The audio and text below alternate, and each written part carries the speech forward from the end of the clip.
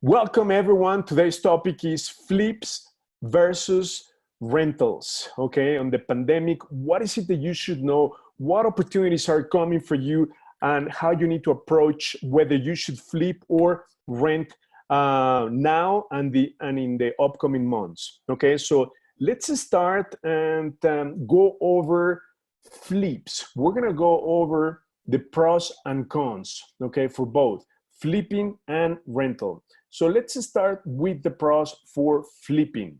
In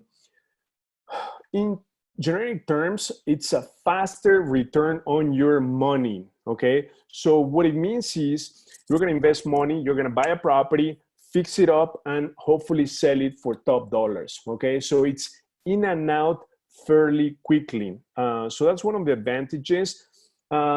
Potentially safer investment, okay? But here, we need to make a parenthesis. We need to take into account the market conditions. So right now, for instance, it would be very risky to do flips. Why? Because of the fact that most villages are closed, so you cannot get permits to do your work. You cannot have pre-sale inspections. Not only that, but people are not able to go out to see properties physically. So your flip will sit on the market. That is why, depending on the environment, this may not be the best time, obviously, to do flips. Now, let's look at the cons, okay? Cost, okay? So if you're thinking about doing flips, it's gonna require more money, investment-wise. Not only do you need to put down the money for the purchase of the property, but guess what? You also need to come up with the rehab money. Even if you use asset-based lenders who can finance 100% of the rehab, guess what? You need to do the rehab with your own money first. And then once the rehab is done, they're gonna reimburse you for that rehab. So the cost is a lot higher than doing a rental. Not only that, but if you think about it, the rehab type that you're gonna do for a flip versus a rental requires a lot more money for a flip, right? Because people nowadays are expecting almost perfection, right? When you do the rehab, they want all the bells and whistles in the top quality so that you can command the top dollars. Whereas a rehab for a rental doesn't need to be perfect, right? It could be a lot more conservative, okay? Therefore, the costs are less for a flip, for a rental. Okay, now taxes. This is a big one, right? Most people ignore the cons of flipping because guess what happens? When you sell your flip, obviously hopefully you're gonna make a profit, right? And guess what? That's going to trigger a tax event. So what does that mean? That you're gonna be taxed on your profit, okay? So that is one of the biggest differences between flipping and rentals.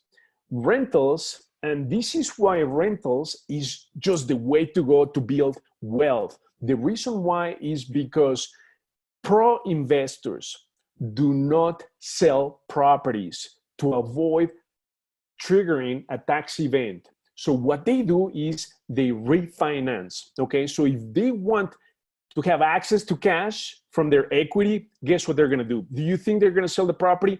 Absolutely not, especially if the property cash flows. So what the pros are going to do is they're gonna tap into the equity. How do they do that? They do a cash out refinance. That is not going to trigger a tax event, okay? So that is one of the biggest differences.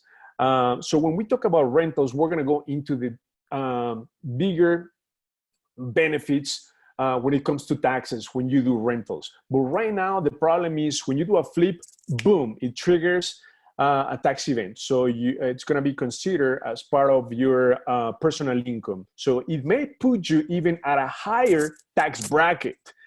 So for instance, if you are let's say 20% tax bracket, it might put you in a higher tax bracket, 25 or 30, depending on your net profit. So that's something that many investors ignore. So you have to be aware of taxes because taxes can be a deal breaker. Okay, so that's something to keep in mind.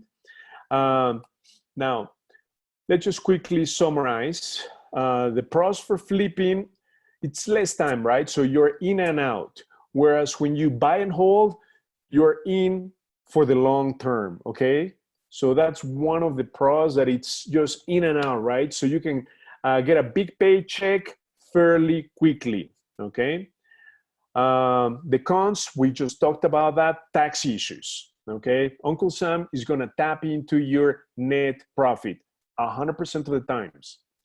Now the cons, if you're a newbie trying to do flips, it is very, very risky. So my advice is, if you're thinking about doing flips, but this is your first flip, you've got to do a joint venture or a partnership with somebody who knows more about flips than you do, okay? Because this is the problem. The biggest headache that all of us as investors, when it comes to real estate and especially flipping, is dealing with contractors, okay? Contractors can make or break your flip, believe it or not, okay? If you happen to hire a really bad contractor, that's just gonna kill your numbers. Not only that, but I've seen cases where investors hire a crew, and guess what? They take forever to do the rehab. I mean, it could take 3, 4, 5 months, when indeed it should take like maybe 6 weeks. So I've had cases, I've heard people that, you know, the contractors have taken over a year and they're not done yet. So this could be a huge risk, and that could kill your profit, your investment. So if you're a newbie, make sure that you really have the mentorship of somebody who knows a lot more about flips than you do, okay? Now, another problem is high investment cost. So we talked about that. Not only will you need the down payment, but you're gonna need to come up with the rehab money one way or another, even if you're gonna get reimbursed. And not only that, but the rehab for a flip, it's gonna be a lot higher. So let me give you an example. When we rehab a property that it's about 1,500 square feet for a rental, the rehab amount is gonna be about 30,000, okay? So if you're gonna do a flip for the same property, it's not going to be 30,000, it's going to be at least 40 to 45,000. So it's gonna add at least 20, all the way to 50% increase in your rehab cost when you're doing a flip. So that is something to keep in mind. It's absolutely not the same rehab when you flip than when you buy and hold, okay? Next. Obviously, there's a higher risk. Why? I'm gonna tell you, there are 3 types of risk when doing a flip. First of all, make sure you write these down. I don't have them in the slide. Make sure you write these down. Problem or risk number 1, when you purchase the property, you overpay for it, okay? So if you overpay for the property, guess what's gonna happen to your net profit? It's gonna shrink, okay? So that is risk number 1, overpaying for the property. Now, let me give you a tip of advice. When you are flipping, as a rule of thumb, you have to make at least 20% profit. What does that mean? That if, for instance, you're gonna buy your property, fix it up and sell it, and you happen to sell it for, let's say, 200,000. So 20% of 200,000 is 40,000. So you need to make at least 40,000 net profit on the flip. If you're not, guess what? You should not even be doing the flip. So guess what happens when you overpay for the property? That's squeezing into your profit, okay? Risk number 2, not calculating your rehab expense accurately, okay? So you might go and walk the property when you are buying it, and you may say, well, my rehab for the flip is going to be 30,000. And guess what? It ends up being 45,000. So guess what? you just decrease your net profit by 15,000. So that's a big problem, right? So that is very, very risky. When you do not come up with an accurate rehab scope of work, that's going to be an issue. And in fact, last week, I gave all ChicagoDealVault the scope of work that we have. It's a spreadsheet. Make sure that send us an email. If you are a DealVault member, we're going to make that available to you. It's just so easy. It takes less than 5 minutes to come up with a very accurate scope of work. Okay, so that is risk number 2. And risk number 3 is not coming up with an accurate ARV, after repair value. So what's the example? For instance, you buy the property for 100,000 and you do your ARV, you pull your comps, and then you come up with 200,000 after repair value. But guess what? If for whatever reason, you're not comparing apples with apples in your comps, let's assume that you're comparing brick versus siding, right? So the subject property is siding, and then you are pulling comps that are brick, or that your other comps have a basement, but the subject property doesn't have a basement. Or if they were sold, all the comps that you're pulling older than 6 months, that's not gonna work. Or if they are in a mile radius over 1 mile, that's a problem. So what I'm trying to say is, if your ARV is incorrect, guess what? That mistake is gonna shrink away your net profit. So for instance, if you're thinking that you buy it for 100 and you're gonna sell it for 200, and if you end up selling the property for 180, remember what I told you, you need to make 20%. So 20% of 200 is 40,000. So you would need to make 40,000 in that transaction. But if you sell it for 180, you're not gonna make 40,000. You're gonna make only 20,000.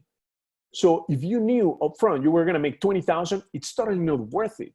So those are the 3 major risks when you flip. I'm just gonna quickly summarize them.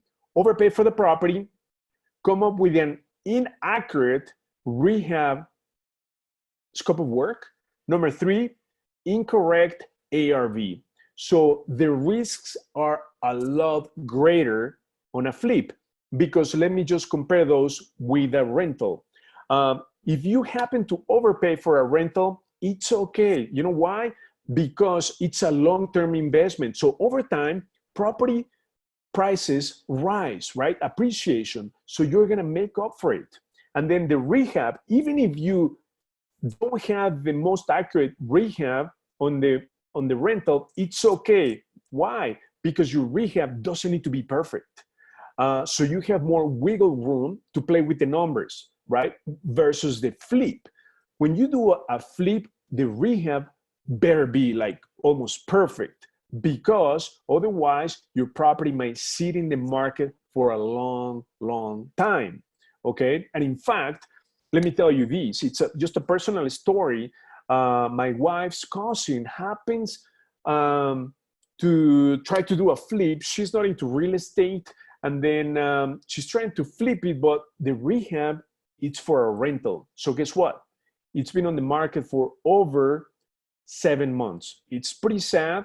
So it's just super risky, right? And finally, when you buy a rental, even if you don't come up with the best ARV, it doesn't matter. Why? Because you're not gonna sell the property.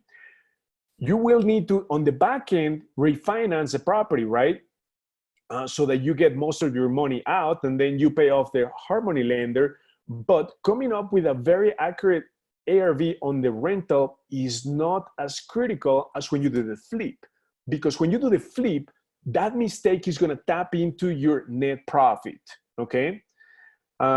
Next, so those are the 3 major risks. More hassles. What we mean by this is not only the initial cost, but dealing with contractors, permits, right? Because when you do a rehab for a flip, you're gonna need to deal with more contractors, higher quality.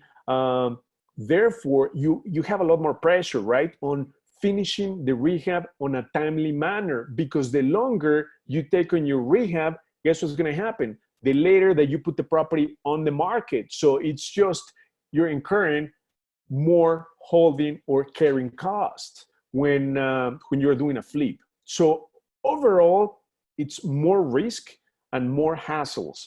Therefore, I'm not so crazy about flips, okay? I am just super cautious about flips because, in my opinion, they are just too risky. And not only that, but let me tell you the biggest disadvantage between flips and rentals. When you flip, you are always trying to find great deals, right? Because you need a lead pipe so that you continue to do flips. In other words, if you stop finding great deals, guess what happens to your income? It goes down to zero. And worst of all, you're not increasing your net worth. Why? Because you're just getting a big paycheck. You might spend that, reinvest it into the flipping business, but at the end of the day, you don't have passive income. You are not increasing your net worth by a penny. Does that make sense? I mean, you're just getting paid. And that paycheck, the government is tapping into that net profit. So to me, flipping is extremely risky and not as profitable. And in fact, guess what? Our partner, close friend, Andrew Holmes, started doing flips. So at the end of the year, I mean, he was just exhausted, right? Doing flips. He made great money with it. But then when it came January 1st, guess what? He had to start all over. So he was constantly running on the treadmill. He could not afford to stop, because if he stopped, guess what happened to his income? It would go down to zero. Was he increasing his net worth? No, because he was just getting big paychecks that, if they were not reinvested into rentals, guess what? You could spend that money into short-term pleasures that are not adding any value to your life. So you have to be careful about flips and the way you look at them now moving forward. Now, buy and hold.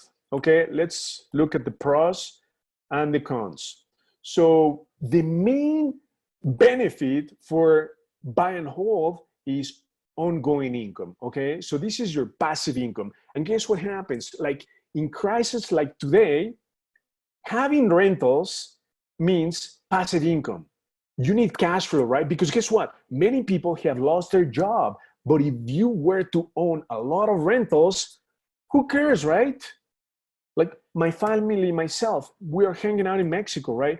We have rentals. Therefore, even if there's a crisis, luckily enough, tenants are still paying rent. So we continue to have ongoing income wherever we are. We could be in Mexico, in China, in the US, it doesn't matter. So that is one of the biggest benefits of buy and hold. And in fact, that's a true wealth of real estate when you own rentals. Okay, so that's benefit number one.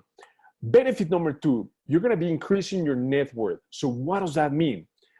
Let me give an example. So for instance, you're gonna be making money in real estate when you buy the property. So if you buy the property, let's say for 100,000, you put in 40,000, so it's 140, but it appraises for 200,000. Right off the bat, you have increased your net worth by 60,000, okay? And guess what? The government is not tapping into that income. It's unrealized gain, okay? So that is huge because you have that equity. So let me give you the good news. If you hold on to that property, and then let's assume that you have children, right? And your kids are going off to college. So guess what? You don't need to sell that property to get cash for college. Or if your children are getting married and you're paying for the wedding, you don't need to sell the property. Why? Savvy investors never ever sell properties, they refinance. So what you're gonna do is, if you have 60,000 in equity, over time, property prices rise, right? Appreciation. So guess what? Your property in 10, 15 years is not going to be worth 200,000. It's going to be worth maybe 250,000, 300,000. So guess what? You no longer have only 60,000 in net worth. Your net worth has increased by another 100. So now you have 160,000 in 10, 15 years from now. So guess what? Guess who's going to pay for your children's wedding or for your children's college? Tenants. Because guess what we're going to do? We're going to refinance. We're going to tap into some equity, just some of it, not all of it. And then the tenants with the rent are going to pay for your children's wedding or college. So it is super powerful. Your net worth will continuously increase over time. Now, why is that? Why do property prices increase over time? Because, very simple, population continues to grow. People will continue to need a place to live forever and ever, right? Therefore, property prices will continue to go up. Land is a scarce resource. You cannot reproduce land, right? Therefore, if you own a piece of land, over time, it's just going to go up in price. Therefore, your net worth goes up in price, right? So people who are extremely wealthy, they have made a good chunk of their money in real estate. And let me tell you, real estate is a long-term investment. The way to go is owning rentals. Let's look at the next pro. Increase, I just covered this. Property values. Over time, property prices are going to continue to rise. And right now, even we are in a crisis, still property prices are high. So you may wonder why. Very simple, because since the collapse of the real estate market in 2008, there's been a shortage of inventory, right? So therefore, we have a lot of buyers. Interest rates are so low that the pool of buyers has increased dramatically, but there are not enough inventory. So that is why right now there's going to be a huge opportunity, because in the next 3 to 6 months, once everything gets open, there are going to be a lot of people losing properties to the foreclosure process. So we're going to have lots of opportunities to help people in that situation, or just buy REOs straight from the bank. So property prices go up. Now let's look at the cons, okay? Vacancy. That's something that you need to put into your analysis. And it's typically 10%. We look at markets where the vacancy rates are less than 10%. There are markets that the vacancies are over 25%. So you're going to end up with 2-3 months in vacancy before you can rent them. So that's something that you need to be aware of when you invest in rentals. Second is management and legal issues. So what we mean by this is tenant relationships, right? So you will always have issues with tenants. That is why we have a property management, right? So they deal with the tenant issues relationship. We don't want to be in the middle. We don't want to be called at night. I just want the property management company to deal with the issues, right? Like right now, we don't keep track of all the renewal dates. They do. All they ask us is, how much do you want the rents to be increased? Right now, due to the crisis, we're freezing rents, right? So we're not increasing because we want to help, right? As much as we can. So we're not increasing rents, but we're just renewing the leases. So they deal with that. Not only that, but the property management that we have, they just charge a flat fee, okay? Which is huge. Most property management companies, they tap into your rental income, which I hate, right? Because why, if my rental income goes up, I'm going to pay you more for the same service? No, I just want to pay a flat fee. Not only that, but I realize that many property managements are nailing you on the maintenance expenses. I didn't like that, right? So now the property management company that we use, guess what? They use our contractors. So we have a list of contractors. They're going to dispatch depending on the issue type. So if it's plumbing, dispatch John. If it's just electric, Ernesto, and so forth, right? So that is just the best way to keep your expenses down. So it's in a way not a con for me, right? Having a property management in place, it's just absolutely necessary. So you don't have the headaches and the stress of dealing with tenants, right? Renewing leases. No, you don't need to deal with that. All you need to make sure is that you get the right tenant in the first place. Okay, so obviously you have to screen the tenants, run credit. So we typically ask for 650 and up for FICO score, although some tenants have lower than that, but they need to have strong income. You have to check their background, for criminal records. And also what's really important is evictions, right? If tenants or potential prospects have evictions, it's a big no-no for us.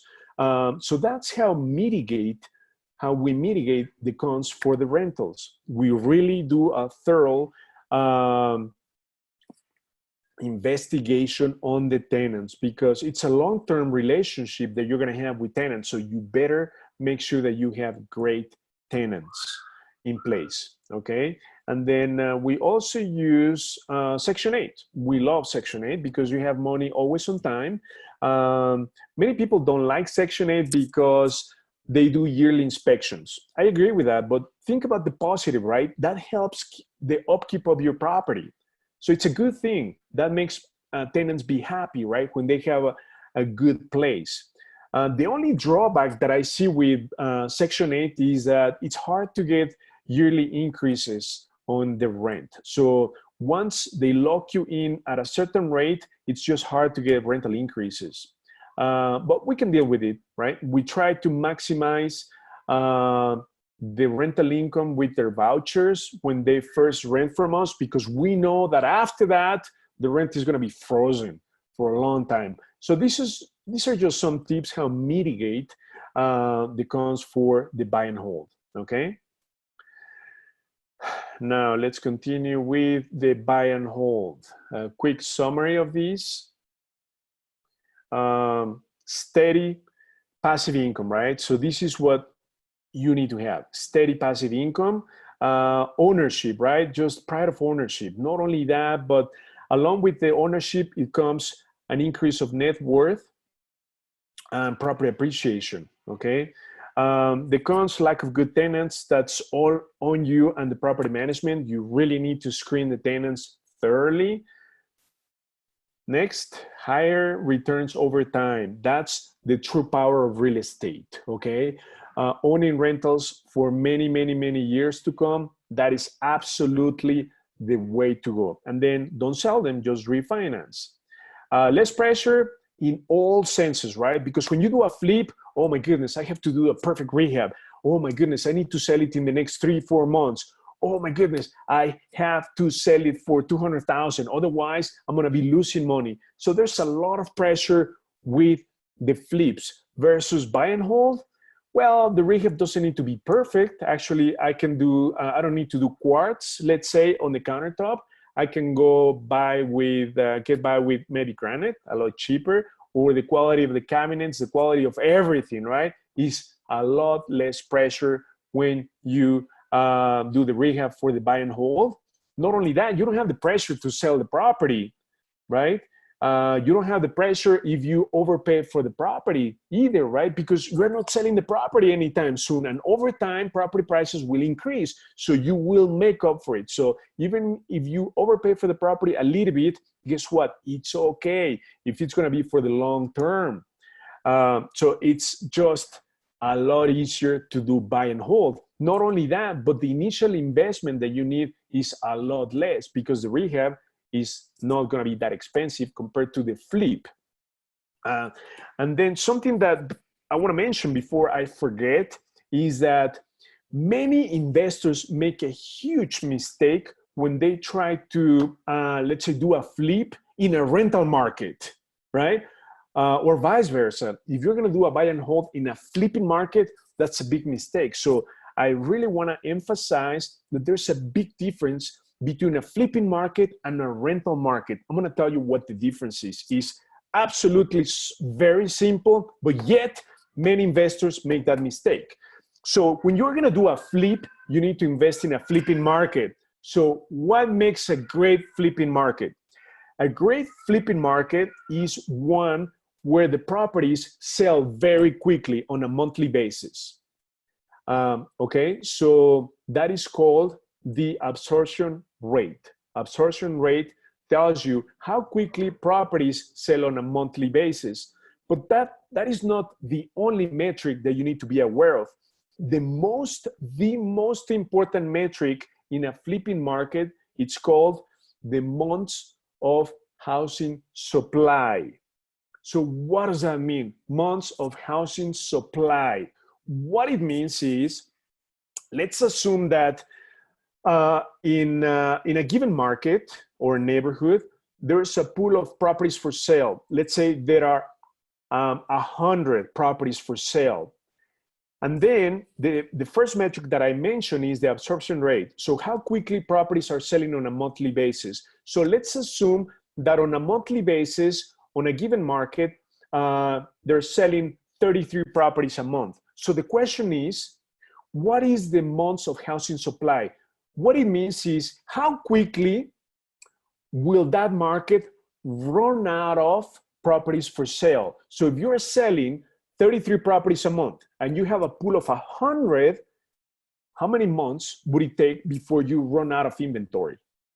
So can somebody answer that on the chat? You have 100 properties in the pool and you're selling 33 every month. So how long before you run out of inventory? It's great answer. 3 months, very simple. So guess what? A great flipping market will have a very low month of housing supply. Does that make sense? Because that means that that market, boom, let's say if it has, as a rule of thumb, 2.5 or less is an amazing flipping market. So all the inventory will run out in less than 2.5 months. That's an amazing flipping market. So you need to have those two metrics, right? You need to know the absorption rate, how quickly the properties are selling, and also you need to know how many properties are for sale. And then you compute the months of housing supply. But you don't need to do this math. We are going to give it to you. For every single market, in fact, I'm gonna give you a live demo. I'm gonna show you the months of housing supply. So if somebody, let's say John, says, hey, Hugo, let's do a flip on, I've got a great property in, let's say, Sherwood Park. The first thing that I'm gonna ask John, what is the months of housing supply? How many months before we run out of inventory? Because that's gonna tell me how quickly we're gonna be able to sell the property. Okay, because there are markets that are rental markets, they're not doing flips. So your flip can sit in the market for 6, 7, 8 months. So you're gonna be losing a lot of money, okay? So that is your first question. What is the months of housing supply? How quickly are we going to run out of inventory, okay? So, and I'm gonna show you that. So you don't need to do any math. You don't need to compute those numbers. We have done the work for you. So I'm gonna show you that. And then now let's move on to the rental market. What makes a great rental market? Very simple, right? You might think that it's just so simple that it's not worth mentioning, that everyone knows, but guess what? I'm gonna stress, a great rental market is a market where the rents are very high, but yet property prices are below 200,000, okay? So what makes a great rental market? Let me just give you the top 2, 3 rental markets. Berkeley, Old Ship. So Berkeley, the median sales price for a 3-bedroom, 2-bath is about $170. And guess what? The rents in Berkeley are over $2,000 for a 3-bedroom, 2-bath. It's just insane. Rents are way off the scale. So guess what? We apply the 1% rule of thumb. If you buy a property for, let's say, $150,000, 1% of that is $1,500. So if you buy it and rehab it for $150 and you collect $150 1,500 in rent, that means the 1% rule of thumb. So it's going to cash flow all day long. But if you, like in Berkeley, you buy it for 170 and it cash flows, it's going to cash flow big time because you're going to be collecting over 2,000 in rent, right? So you just need, if you buy it for, let's say 170, technically the least you should collect in rent should be 1,700, but you're going to be collecting over 2,000. So just think about the cash flow there.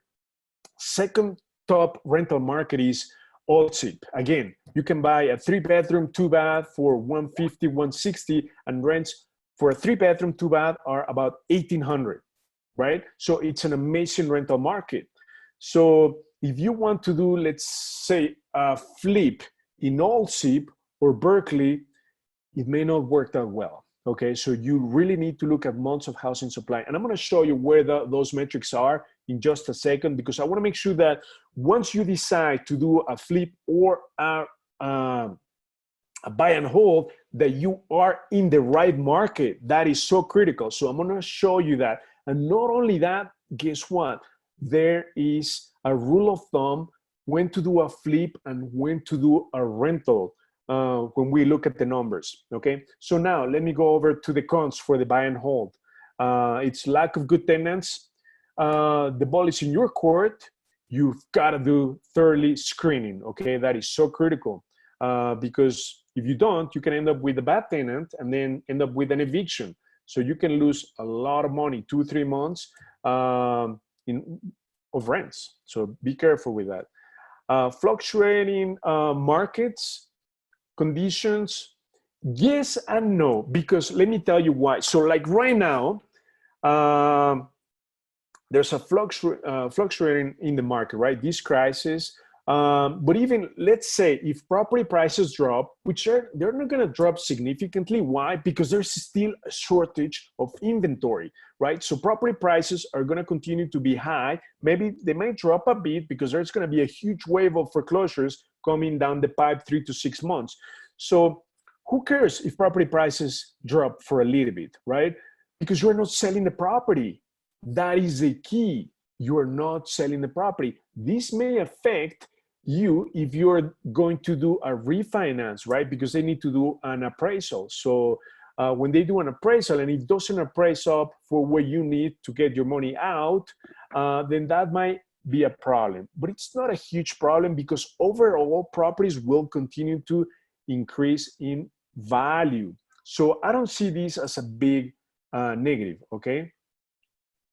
Next, management issues. This goes back to what I explained with the property management, okay? So as a rule of thumb, friends, this is what I want you to have for a property management company. You have to control who does the repairs. They have to be done by your own crew, okay? You don't need to dispatch them because that defeats the purpose. The property management needs to dispatch your trusted crew of contractors. Please don't let the property management take on the repairs because that's where they make the money. They don't make the money on the 6 to 10% monthly fee that they charge. No, they make the money on the repairs. They charge an arm and a leg. That's where they make the money. Why? Because they happen to have full-time contractors or handymen. So they need to not only pay for them, but they need to have an upcharge on the repairs. So everybody makes money, the property management, the contractor. Guess who loses? You lose, right? When you don't have control of the cost for the repairs. So make sure that they use your crew of contractors. And second tip, when it comes to property management, don't let them tap into your rental income as a percentage. When they say, yeah, we'll charge you 6, 7, 8, 9, 10%, no, you have to pay a flat fee. We pay $50 per door, okay? So the average is between 50 to 75, no more than that. So that is very important to have good control on the management for your property. And please don't try to take on the management of the tenants because that's going to be a huge headache, okay?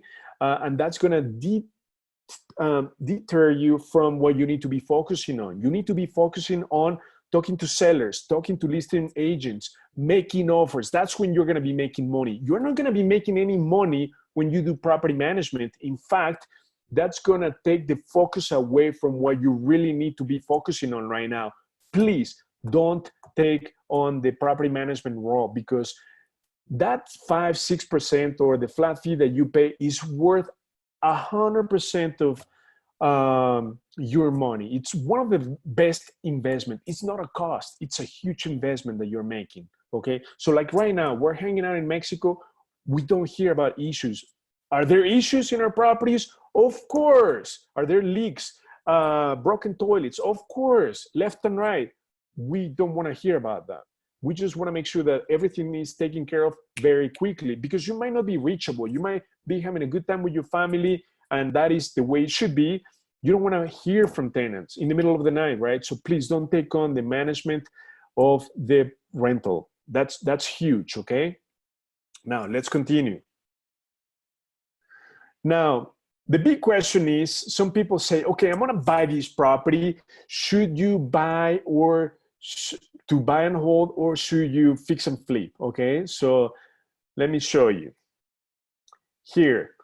This is huge, right? I see a lot of people, they forgo major long-term wealth in favor of short-term profits. That's what I told you, right? When you flip, you're gonna get a big paycheck in a short amount of time. Hopefully, right?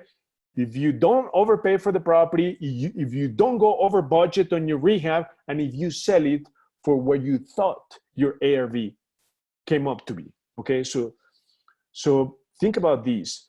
Real estate is a long-term investment. So you really need to think twice before you go into the flip versus a rental. Now, not only that, but as I told you before, the government is going to tap into your net profit. Absolutely. Every single year, 100% of the time, versus rentals. They don't get to tap into your net worth. Even if your net worth increases by 2-3 million, the government will not tap into that. Why? Because it's unrealized gain. Okay, you have not actually sold the property. But even if you cash out with a refinance, that does not trigger a tax event, which is huge, guys. And not only that, but let me tell you the biggest benefit when it comes to taxes for rentals. It's called depreciation. Okay, you're going to be able to save so much money on your personal income tax when you depreciate the property over time. Every project that you do, it's depreciated depending on the project, right? So if it's a bathroom, it's going to be probably seven years. So you're going to be saving huge. That's going to help pay less in taxes. So it's just huge, right? When you own rentals versus doing a flip, that boom, immediately triggers a tax event. So here, and they find themselves needing to do another deal, right?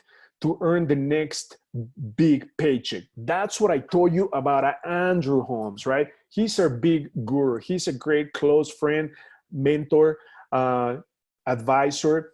He started doing flips. So he told me, Hugo, if I had to do it all over, I would have never started doing flips. I would have started from day one doing rentals. Why? Because you're running on the treadmill.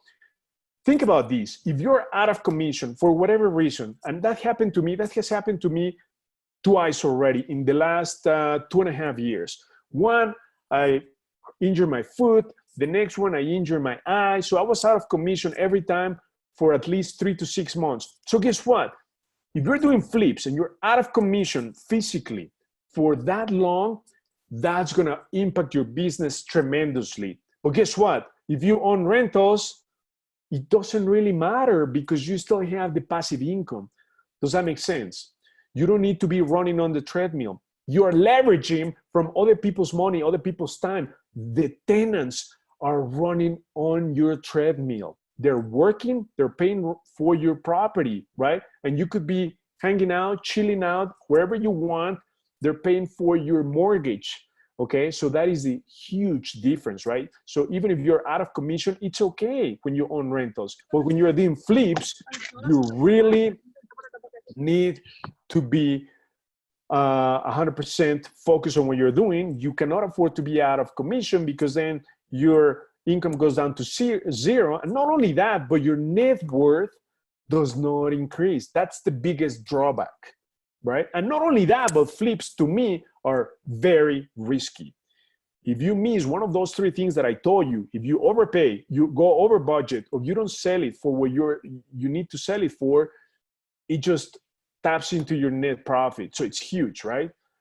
So now, sometimes it's hard to know, right, when to keep something, and taking quick profits seems like the safest way to go, but no, friends, that's not the way.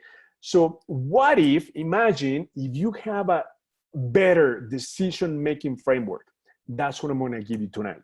But before I give you that, I'm going to show you live what you need to look for a flipping market and a rental market, okay?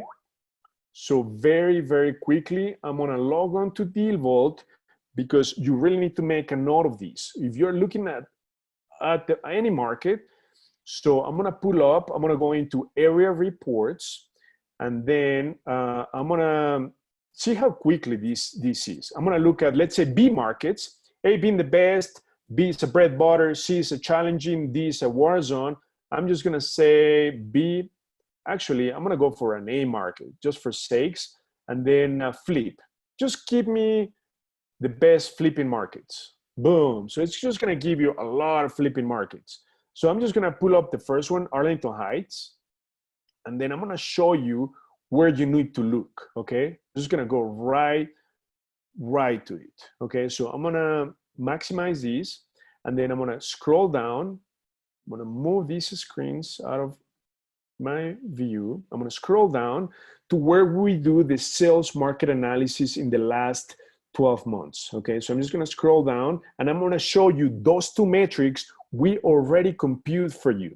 Okay, so right here, this is the table where you need to look at sales market analysis. Okay, in the last 12 months. So right here, we have this analysis by property type. So we have multi-unit, 2 to 4, attached, that means condos, duplex, townhomes, and detached, those are single-family homes. So what I'm going to do is scroll down and then look at this number of flips, 160 flips in Arlington Heights for attached properties. So there's a ton of flips in Arlington Heights for condos, duplex, and townhomes. So you may wonder, why is this? Remember the two metrics that I told you.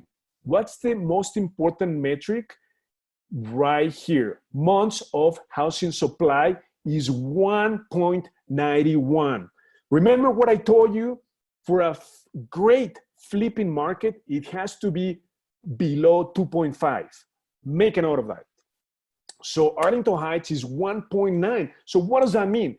The entire inventory of condos or townhomes is going to be run out, is going to be zero in less than 2 months. So what does that tell you? That properties are moving so fast. So like right now, absorption rate is 39. So they're selling 40 condos on a monthly basis. But what's really critical is that, look at these active listings, right? There are not too many listings. So that is why you are going to run out of inventory for sale in less than 2 months. So if you're thinking about a flip where, and not only that, but think about this. Look, I'm going to scroll down. The sweet spot to buy is 169. What have I told you in the past? You've got to buy properties for less than 200,000, ideally less than 175. So the entry barrier is low. You know, the cost to buy a condo, townhome, and so forth in Arlington Heights is 169. So anybody can do a flip for a condo versus 370,000 for a house. Does that make sense? So if you want to do flips, stick to condos in Arlington Heights. They're going to stay in the market, look, for about 2 months. So they're going to be selling so quickly, right? Look at this. If you happen to do a flip for a house in Arlington Heights, it's going to take you about 3 months. Not only that, but the initial investment cost, you need to put down like 10% of these. That's 30,000, 37,000, plus the rehab, right? It's going to be about 100,000. So it's just crazy. Whereas flipping a condo in Arlington Heights just makes sense, right? So you don't need to think, create, work. We give you the information right here. Just very simple, in like 3 seconds. I did, give me the top flipping A markets. Boom, right there. And I explained to you why these are the top, okay? Now, let me show you the top rental markets. I'm gonna go into the B markets because right now, you need to focus on A or B markets to do rentals. Please stay away as much as you can from C and D markets. Why? Because these are the markets that have been hit the hardest in this crisis. Why? Because blue collar employees live there and they have lost their jobs. So whereas B and A markets, white collar employees, guess what? They get to work from home remotely. So they have not necessarily lost their job. They're going to feel the crisis, but it's just going to be a pinch, right? Versus C and D market.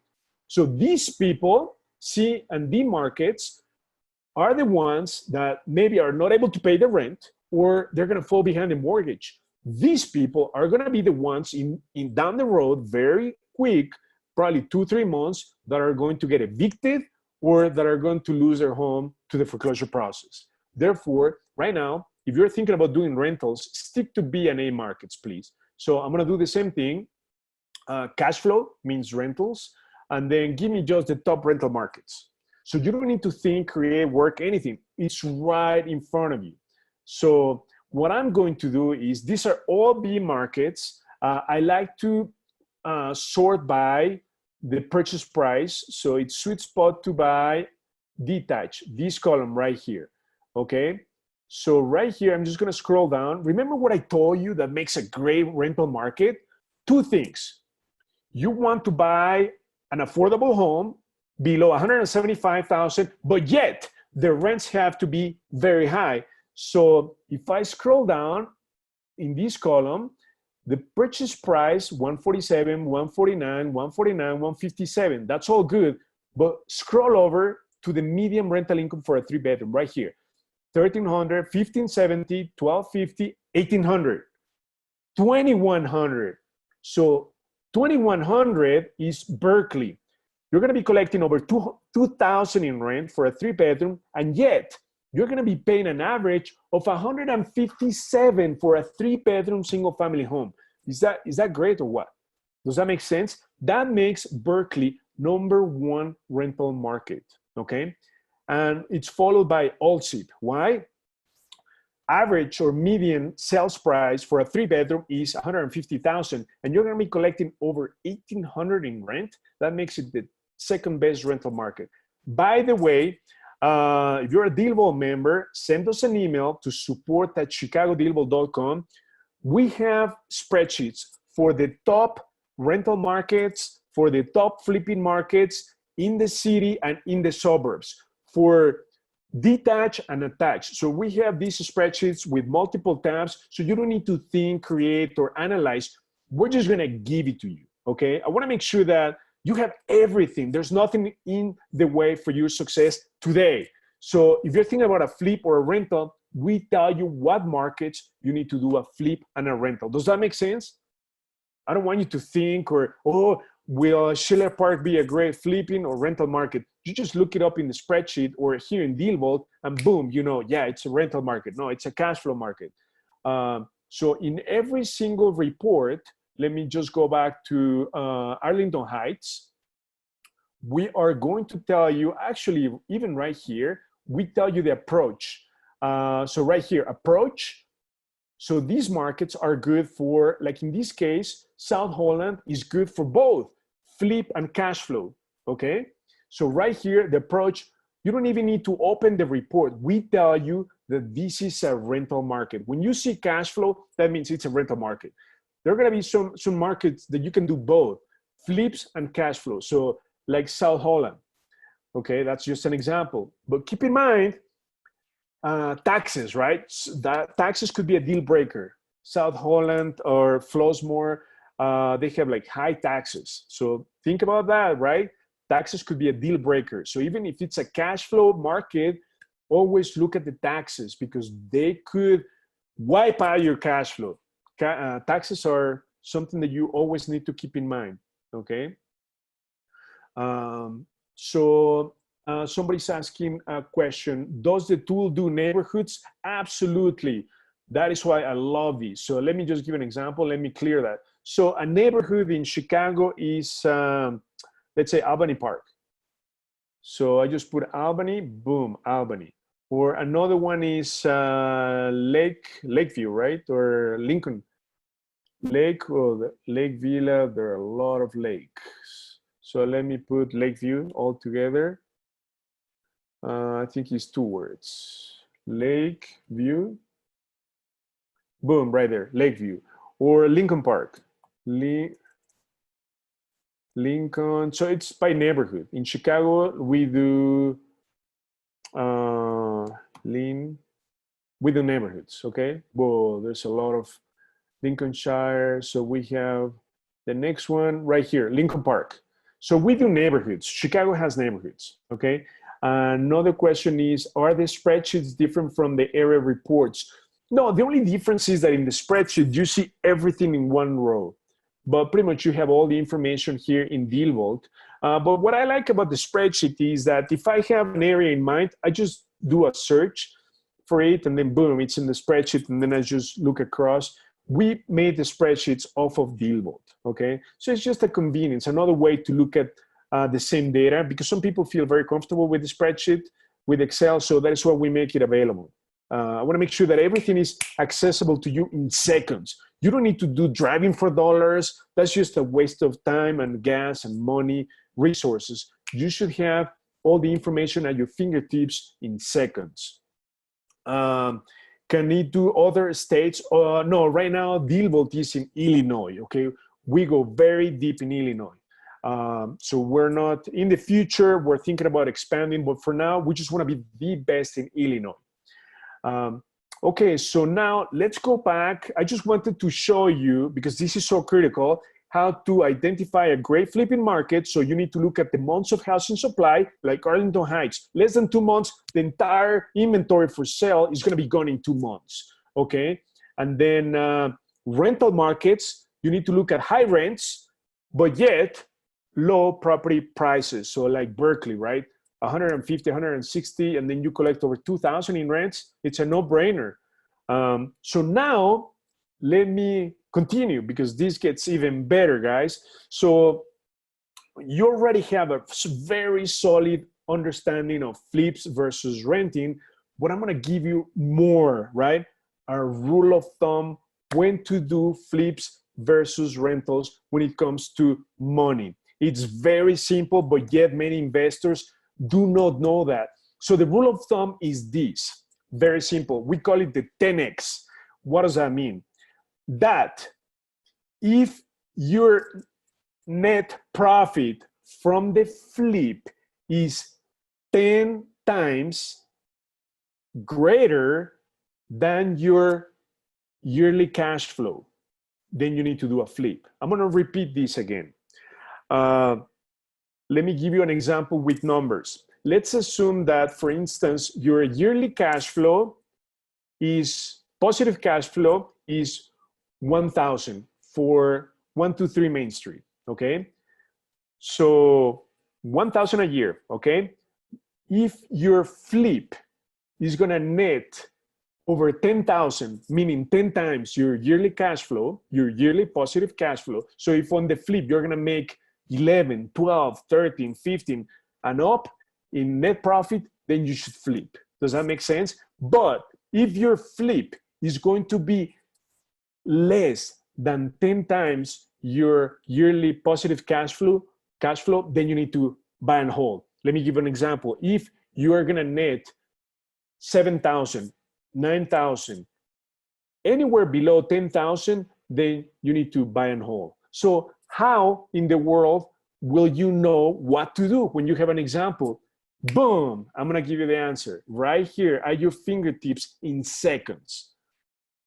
It's called the to flip or to rent calculator. Very, very simple. This is a very fancy, sophisticated spreadsheet. So let me show you. You have on the left the flip scenario, and on the right the hold scenario, buy and hold. You see the blue text fields? That's where you need to enter the numbers. So for instance, for the flip scenario, you're gonna buy it, we said, just to keep it simple, we're gonna buy it for 100, 1, 2, 3, right? The rehab, remember, the rehab for a flip is gonna be greater than the rehab for a buy and hold. So let's say we're gonna put in 40,000, okay? And then the ARV, we talked about 200,000, right? That's it, that's all you need to do. Did you see this decision? They just flip, right? But I haven't done the buy and hold. So you're gonna buy it. We're gonna buy the same property, so it should be for 100, 1, 2, 3. The rehab is going to be less, so instead of being 40, it's gonna be 25,000. That's very reasonable. Now, the monthly income. So remember the rule of thumb. If you're buying the property for 100,000 and you're putting in rehab 25, all in is 125. Therefore, the least you should collect in rent is 1% of your total in investment. So 1% of 125 is 1250, okay? That is the least amount of money that you need to rent the property for. So right now, did you see that? The decision switched to flip. Monthly expenses. I need to run the monthly expenses. What we mean by the monthly expenses is tax, insurance, and maintenance. So maybe it's not 600, it might be 400, right? It still tells me to do a flip. Now the interest rate, it's gonna be about 6%, so you don't need to change that. So it's going to be a flip decision right off the bat, right? And then let's go deeper into why. Right now, closing and holding expenses, I'm gonna enable the formula bar so that you can see what this is, okay? You don't need to touch that. This is 8% of your ARV. You don't need to touch that. So closing and holding expenses is going to be at least 8% of your ARV as the seller. Now, the next one is cost to sell, 8%. Oh, sorry, here is 8% of F3 of the buy. Sorry, it's when you buy the property, 8% of when you buy the property. So that's your closing and holding expenses. That makes sense. And when you sell the property, you need to pay the commission, right? So that is why it's a lot higher. It's 8% of the ARV. But the formulas are right there. So the total flip profit is 36%, okay? So now, remember what I told you. At least you should make 20% return. So what's 20% return of 200,000? You multiply these times 20% is 40,000. Well, we're making a little bit less than 40,000. So it's not quite 20% return on investment on the flip, but still it's telling me to flip. Why? Because the cash flow analysis, right? So right here, your monthly net cash flow is only going to be $175, right? It's too low. Typically, we target properties, buy and hold, that are going to cash flow at least. We would love to have 300 and up. We'll settle for 250 if the property is in a great area and the purchase price is not so high. So, but this is 175. The cash flow is not great. That is why when you multiply the yearly cash flow, so the yearly cash flow right here is 2,100 or 2,000. So if you multiply these times 10, it's 21,000. So you compare. I'm gonna make 36,000 when I do a flip, or in 10 years, I'm gonna get 21,000. So that is why flip. Very, very simple. And this spreadsheet gets very sophisticated. So right here, I can go to the next tab. If you look at the spreadsheet, amortization schedule. This is where it gets very fancy, okay? For those of you who are very analytical, this is gonna tell you when the property is gonna get paid off. I mean, it's so cool. From year, let's say 1 to 5 and so forth, you know how much is gonna be applied towards principal, how much, what percentages of the balance is paid off, how much interest you've paid, and it's gonna tell you when you're gonna have the property paid off, okay? Look at these with the graphs. I just love to look at the graphs. So here, the only indicator that you wanna change is the term.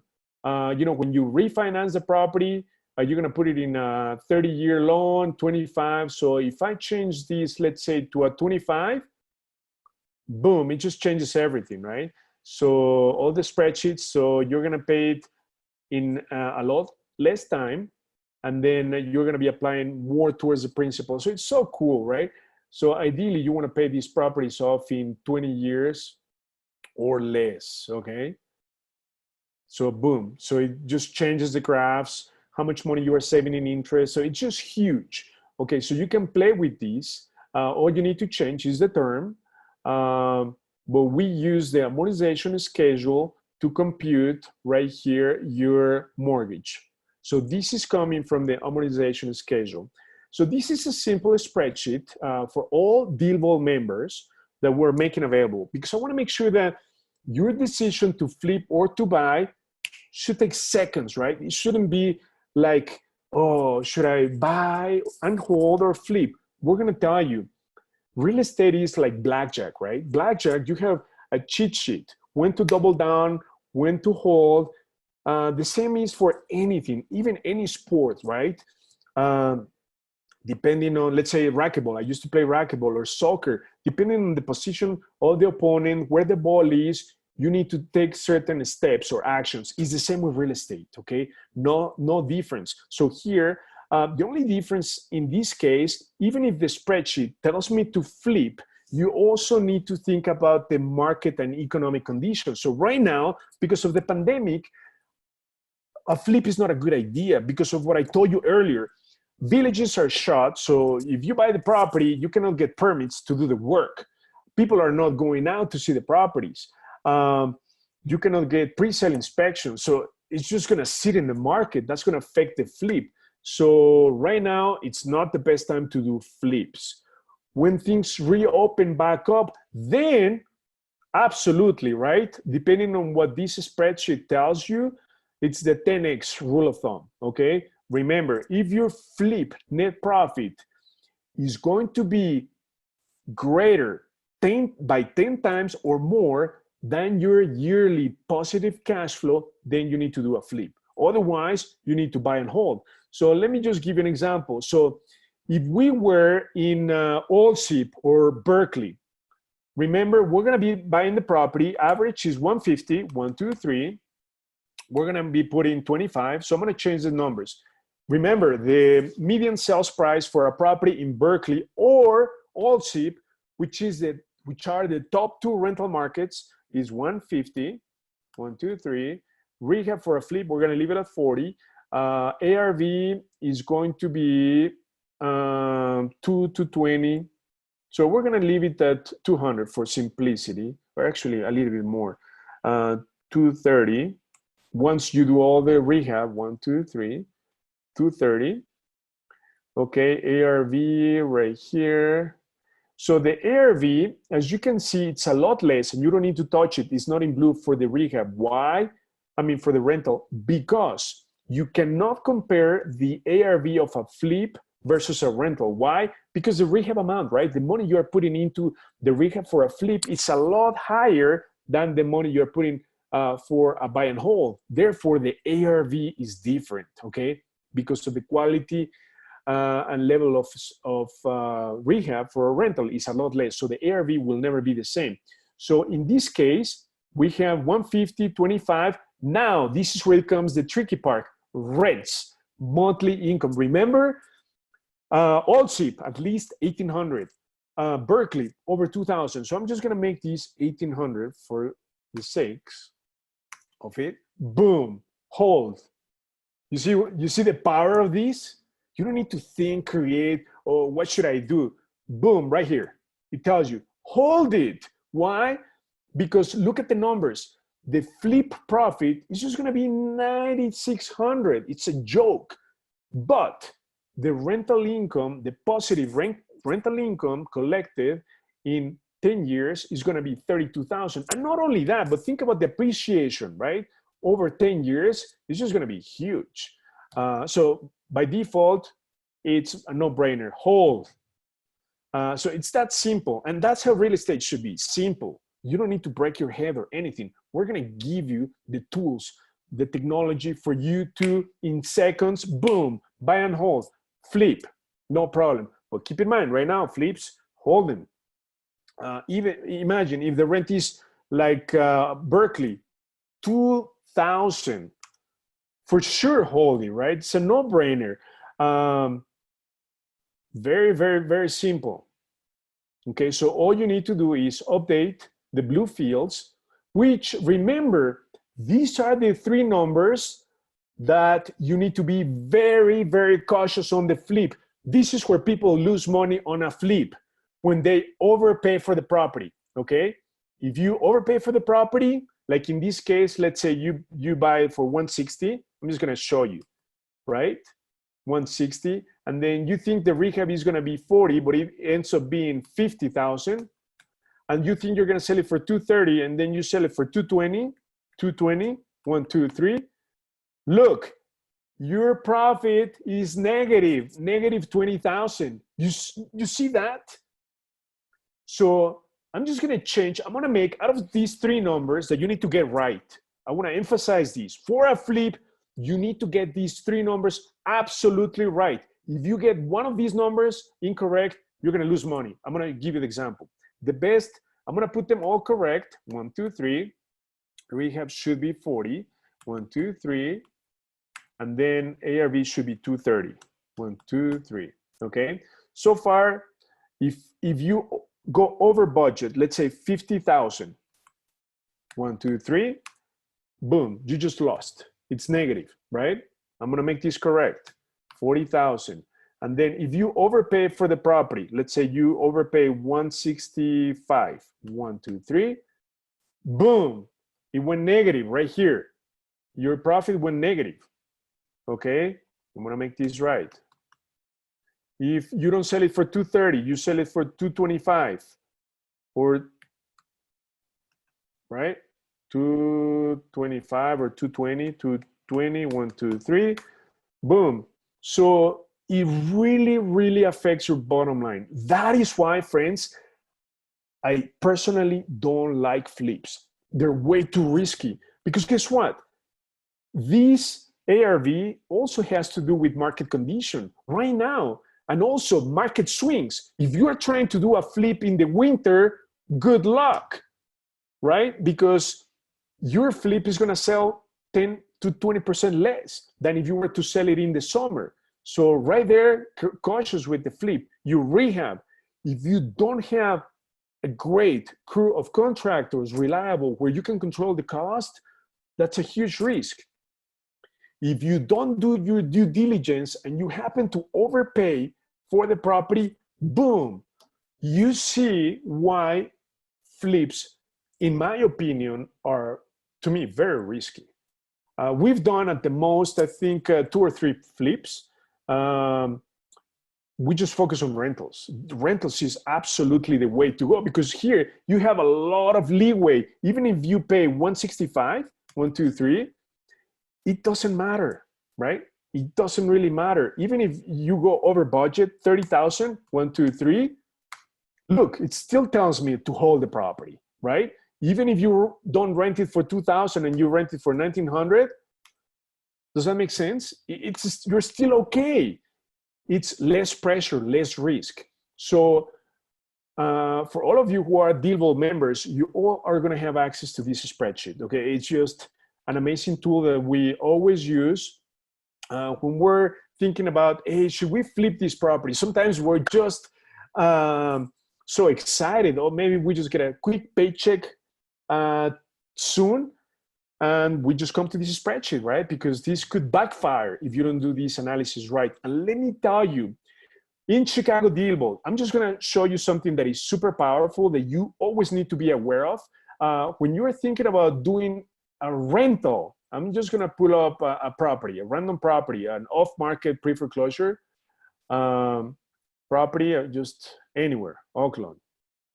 Okay, and this is the power of ChicagoDealVault, right? That is why I love ChicagoDealVault, because I don't need to think, create, or work. Remember the three numbers that you need to get right? So this is a 3-bedroom, 2-bath in Oakland. We tell you the ARV, which is number one number that you need to get right. We give you an estimate for the rehab. This is with the assumption that it has to be light to medium rehab. And we tell you how much to pay for the property. This is going to prevent you making a mistake of overpaying for the property. So this is my tip that I'm giving you. Even if you're going to do a rental, please try to pay the flip price. Always the flip price will be lower because you have a lot more risk. You have carrying costs. It's just a lot riskier. That is why you have to pay less for the flip. So even if we're doing a rental, we like to pay the flip price. Why? Because if we change our mind and we say, well, you know what? Let's just release some cash from this property. Let's just sell it. Let's flip it. Boom. If you pay the right amount of money, you have 2 exits available to you. But if you are paying the rental price for a rental property, you may not be able to do the flip. Does that make sense? Be very, very cautious of it. Even if you do a rental, please pay the flip price, because if you change your mind down the road, you need to have access to cash or whatever, you cannot refinance, you just want to sell it, right? Get rid of it. Please make sure you pay the flip price. Like this happened to us, one of our first properties that we bought in a bad neighborhood. We just couldn't wait to get rid of that property. Fortunate enough, we paid the flip price. Even though it became a rental, we paid the flip price. So we were able to sell it for a profit last December for $60,000. So that's just a tip of advice. Okay, guys, do you have any questions so far? Because I've been giving you a lot of information. I want to make sure that I cover any questions, any concerns that you all have. So here, questions is, where in DealVault is a flip rent calculator? Okay, so let me show you. In DealVault, you scroll down, you have the rental and the flip calculator, okay? So you have the flip and rental calculator in DealVault, okay? So we took, but on top of this, we're gonna give you we call this to flip or to rent calculator. That's only in a spreadsheet. So if you're a DealVault member, we're gonna make it available to you, okay? Because we wanna make sure that you don't need to break your head, right? Should I flip or rent? You just plug in few numbers and boom, we give you the answer. Now, another question is, how do I get this flip to or rent calculator? Send us an email to support@chicagodealvault.com, okay? Now, another question, do the rental market rent same range for Section 8? No, Section 8 always, in my experience, pays higher. Okay, so I love Section 8. Another question is, I have to leave, thank you. Will this be sent in a spreadsheet? Yes, we're gonna send the replay. How do I get the flip? Oh, I told you how to get it if you're a member. Hugo, will you give us the name of the property management company? Absolutely, guys. I give you everything. I don't withhold anything to DealVault members. The way to get it is go to Preferred Partners and then go to property management right here. Boom. So we give you the one we use is the first one, okay? Secure Pay 1. Boom, we give it to you. So right there. Another question is, how can I get 0 to 30 deals in 12 months? Join the bootcamp, okay? We're gonna give you the blueprint for freedom on May 31st. We're gonna talk about that in just a second. I have good credit and some reserves for down payment, but I cannot get a loan because I'm self-employed, showing loss on my business in 2018. Don't worry about that, Alejandro. Why? Because we're gonna give you asset-based lenders. In fact, guys, we have a list of 21 or 22 asset-based lenders that are lending today. If you don't have that list, send us an email. We're gonna send that to you. You've gotta be a DealVault member, okay? If you're not a DealVault member, we cannot give you access to all these resources, okay? So when you use asset-based, it doesn't matter if you don't have great credit. It matters if you have a great deal, okay? So like right now, we have 2 properties on the contract right now. One hopefully is gonna close either this week or next week. When I was on the phone with the lender last week, they didn't ask me about my tax returns, my income, my FICO, none of that stuff. We just went over the analysis of the property. They just wanted to make sure that it cash flow, right? That it met their criteria, meaning the debt coverage ratio was greater than 120, which it did. I did my analysis on DealVault and boom, I sent it to them ahead of time. So it was so easy. So it's asset-based. How much is the subscription for DealVault? Roy, it's free. We're gonna give it to you for free because of the pandemic, right? I wanna make sure that you have everything. We're gonna make it available for you for the next 30 days. So next I'm gonna show you how to sign up. We're gonna give it to you everything for free for the next 30 days. Should you decide to stay, it's gonna be $140 a month. We're gonna lock you in at the promotional rate of $140. Retail is $190. We're gonna lock you in at $140. If you do the yearly membership, you have more benefits like bulk skip tracing. We can partner up with you. We give you access to the shadow inventory. So you have a lot more benefits for less. You're gonna be paying, instead of $140, you're gonna be paying about $90 a month. So it's just a steal, right? And then what is the extra benefit for the annual membership? We can partner up with you. We're gonna give you access to our backend bulk skip tracing. So we can bulk skip trace hundreds of properties for you at no cost. It's included. We're gonna give you access to the shadow inventory. So that means that you can buy properties directly from the bank without any competition. So even if the properties are going to the auctioning platforms like Hubzu, auction.com, guess what? We have the connections to pull them from the back door and buy them directly from the bank. Okay, that is just huge. Obviously, you have to be a yearly member. You have to be vetted by our partner, having a line of credit and your entity docs in a row. Okay, so you want to do the yearly, Greg. So I'm going to show you how to sign up. What is the next requirement to buy directly from the bank, Natalie? So you have to have your entity created and you have to have a line of credit from a lender, which I'm going to cover everything at the bootcamp. Okay, and not only that, but I'm going to give you the resources for it. So talking about the upcoming events, I have them on the screen. On Thursday, we're going to talk about multi-unit apartment investing, okay?